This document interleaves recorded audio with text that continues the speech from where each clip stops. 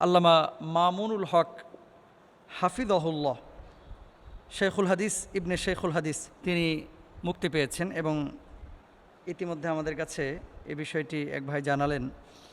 তো আল্লামা মামুনুল হক সাহেব মুক্তি পেয়েছেন, আমরা শুকরিয়া আদায় করি আলহামদুলিল্লাহ।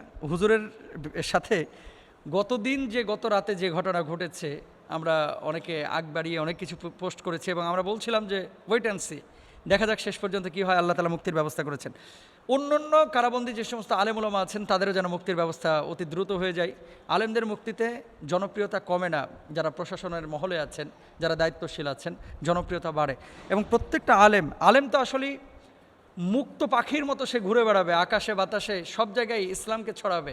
সুতরাং আল্লামা মামুনুল হক সাহেব তিনি মুক্তি পেয়েছেন, আমরা দোয়া করি আল্লাহ সুবহানাহু ওয়া তাআলা তার কণ্ঠটাকে বুলন্দ করুন।